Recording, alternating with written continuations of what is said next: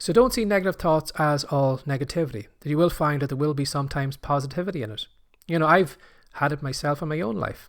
I remember before I wrote my first fiction book, I had a negative thought one day telling me, Barry, you should be ashamed of yourself. You should be ashamed of yourself as a parent. Because at the time, I was in a job that I hated, stacking shelves, and I was just thinking to myself, do I really want to be doing this for the rest of my life? And the negative thought that kind of came to me was, Barry, you're not much of an example to your kids. Because, how can you tell your kids to reach for the stars and do whatever they want to do, and then here is you in this job, stacking shelves. Now, there's nothing wrong with stacking shelves. I'm not putting down anyone who was working in that position. I'm glad of the job because it did put a roof over my head. It did feed my kids, and I'm always grateful for that.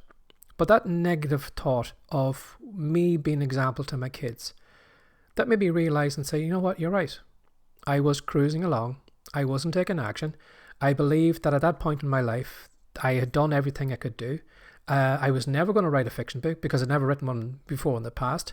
At the time, I wanted to do podcasts, but I thought, well, podcasting was for younger people. I couldn't have a podcast. I couldn't do videos. And that negative thought spurred me on. It woke me up. It made me realise that, something, Barry, you've been an idiot. You thought, well, because you're a certain age, it meant that fiction writing, podcasting and all that was out the window. And what it did was it spurred me on to take action. It got me out of my comfort zone. It woke me up from the trance. And I wrote fiction, have a podcast and do videos. All because of that. So although that was a negative thought, and although it was hurtful, and although it did really, really get into me, it did wake me up. And it did make me take action. And I'd say the same to you as well too. Sometimes you need to see those negative thoughts as a positive thing that is pushing you out of whatever comfortable zone you're in right now.